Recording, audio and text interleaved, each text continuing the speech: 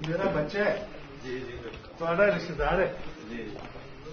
ذرا میں آپ کو محسن نقوی کا بتانا چاہتا ہوں یہ آدمی کون ہے. سب سے پہلے جو رجیم چینج ہمارے خلاف ہوئی، جب یہ پوری سازش ہو رہی تھی، تو ہمارے پاس میں تب گورنمنٹ میں تھا، تو مجھے آئی بی کی باقاعدہ رپورٹس آتی تھی کہ جو سب سے ایک آدمی نے سب سے زیادہ کوشش کی ہماری حکومت گرانے کی، اس کا نام محسن نقوی تھا. یہ بھاگا پھر رہا تھا ساری جگہ، کبھی نواز شریف کو پیغام لے کے جا رہا ہے زرداری کا، تو کبھی زرداری کے ساتھ مل کے سندھ ہاؤس کے اندر بیٹھا ہوا ہے، لوگوں کی حرام کے پیسے سے لوگوں کو خرید رہا ہے. یہ سب پیش تھا. ہر جگہ محسن نقوی کا نام آتا تھا کہ اس نے سب سے زیادہ کوشش کی اس کانسپریسی کو کامیاب کرنے کے لیے. اور یہ وہ ایکس آرمی چیف کو بھی ملتا تھا، جس کی اصل تو ماسٹر مائنڈ وہ تھا. لیکن جتنے بھی پلیئرز اس کے ارد گرد تھے، اس میں ایک پلیئر جس کا سب سے زیادہ نام آتا تھا، اس کا نام محسن نقوی تھا. تو یہ جس کو زرداری کہتا تھا یہ میرا بیٹا ہے، یعنی زرداری نے اس کو اپنا بیٹا بنایا ہوا تھا. اب یہ سوچ لیں کہ اس کا کیریکٹر کیا ہوگا کہ زرداری جیسا آدمی جو انٹرنیشنلی ساری دنیا زرداری کو جانتی ہے کہ کرپٹ ترین آدمی ہے، اس کے اوپر کتابوں کے اندر انٹرنیشنلی کتابوں میں زرداری کا چوری کا ذکر ہے. آج سے 30-35 سال پہلے اس کو مسٹر 10% باہر کی دنیا میں کہنا شروع ہوا، اس کا نام رکھا گیا. اس کے اوپر مضمون نکلے ہوئے ہیں اخباروں کے اندر اس کی چوری کے اوپر.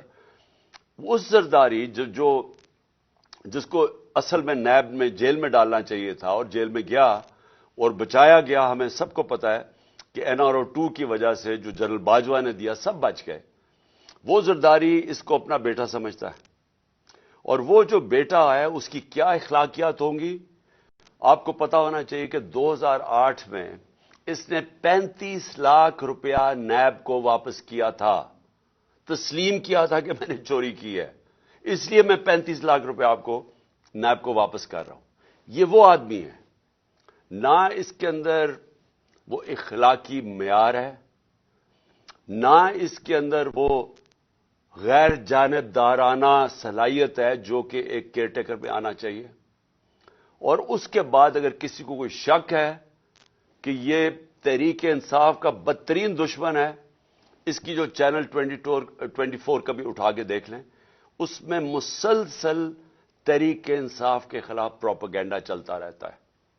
کوئی بھی جانتا ہے، صحافت میں سب جانتے ہیں کہ یہ ہمارا بدترین دشمن ہے، سیاست میں سب جانتے ہیں، اور ہمیں سارا پتا ہے کہ رجیم چینج کے اندر جب ہماری حکومت گرانی تھی اس کا کتنا بڑا ہاتھ تھا.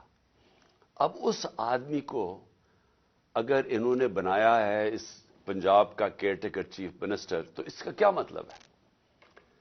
اس کا مطلب یہ ہے کہ اس کے پیچھے وہ لوگ ہیں جنہوں نے کاٹا ڈالا ہوا ہے عمران خان کے اوپر، جنہوں نے فیصلہ کیا ہے کہ عمران خان اب کامیاب نہیں ہوگا. وہ لوگ جن کو ابھی تک میں پھر سے کہتا ہوں نہ تاریخ کا پتہ ہے، نہ ان کو سیاست کی سمجھ ہے، نہ ان کو پتا ہے کہ کاٹا مار کے اس ملک کو کتنا بڑا نقصان کیا گیا ہے ہماری تاریخ میں. میں یاد کرانا چاہتا ہوں کہ مجیب الرحمان کے اوپر کاٹا ڈالا گیا تھا، ملک ٹوٹ گیا. جب پیپلز پارٹی پہ ذوالفقار علی بھٹو پہ کاٹا ڈالا گیا اور اس کی پیپلز پارٹی پہ، تو خاص طور پہ کراچی میں MQM بنائی گئی. اس کا کراچی کے اوپر کتنا نقصان ہوا آپ اندازہ ہی نہیں لگا سکتے. کہ دبئی شاید اتنا اس وقت جب ابھر رہا تھا تو کراچی سے لوگوں نے جو انتشار ہوا تھا کراچی، انہوں نے دبئی میں جا کے کاروبار شروع کیے تھے. اور پھر وہی MQM کے اوپر جب کاٹا لگایا تو حقیقی بنا دی. پھر جو آج بلوچستان میں ابھی تک وہ آگ نہیں بجھی جو کہ نواب اکبر بگٹی کے اوپر کاٹا لگایا گیا. یہ جو سیاستدانوں کے اوپر کاٹا لگایا جاتا ہے، یہ ملک نے بڑی بھاری قیمت ادا کی ہے. اور یہ بند کمروں میں جن لوگوں کو سمجھ نہیں ہے وہ جب لگاتے ہیں تو یہ ملک نقصان اس کا اٹھاتا ہے. اب عمران خان کے اوپر فیصلہ ہو گیا کاٹا لگانا. کاٹا لگانے کا یہ سامنے اب آ گیا محسن نقوی. محسن نقوی نے اب کرنا کیا ہے, یہ میں ابھی آپ کے سامنے پیشن گوئی کر رہا ہوں, کیونکہ یہ اتنے بیوقوف لوگ ہیں جو یہ کرتے ہیں کہ ان کو یہ نہیں پتا کہ ساروں کو ان کے پلان کا پتا چل جاتا ہے پہلے سے کہ یہ کیا کرنے جا رہے ہیں. یہ کیا کرنے جا رہے ہیں, یہ پہلے یہ اب آ گیا محسن نقوی. یہ اب وہ سارے وہ لوگوں کو لے کے آئے گا, پولیس والوں کو اور بیوروکریٹس کو, جو ہمارے سخت مخالف ہے. جن لوگوں کو یہاں پاور دی جائے گی بیوروکریسی میں اور پولیس میں, جن کا 1 پوائنٹ ایجنڈا ہوگا کہ تحریک انصاف کو اب کیسے دبا رہا ہے. سارا پولنگ سٹیشن الیکشن کا سٹاف ہوگا, وہ چن چن کے لگایا جائے گا کہ کیسے دھاندلی کر کے تحریک انصاف کو ہرانا ہے. ان کو خوف آیا ہوا ہے, پتہ ہے ان کو کہ اس وقت تحریک انصاف کی مقبولیت پاکستان میں کیا ہے, اور ان کو پتہ ہے کہ یہ الیکشن کے ذریعے اب ہمیں ہرا نہیں سکتے, اس لیے الیکشن کروانا نہیں چاہتے. الیکشن کو ڈیلے کرتے رہیں گے, اور کوشش ان کی اب تک یہی رہی ہے کہ کسی نہ کسی طرح اس کو ڈیلے کریں. لیکن اگر جب بھی الیکشن ہوگا تو انہوں نے, جب سارے امپائر بھی اپنے ہوں گے, سٹاف بھی اپنا ہوگا, ہر چیز, الیکشن کمیشن تو پہلے ان کی ہے, تو جب تک جیت نہیں سکیں گے یہ الیکشن نہیں ہونے دیں گے.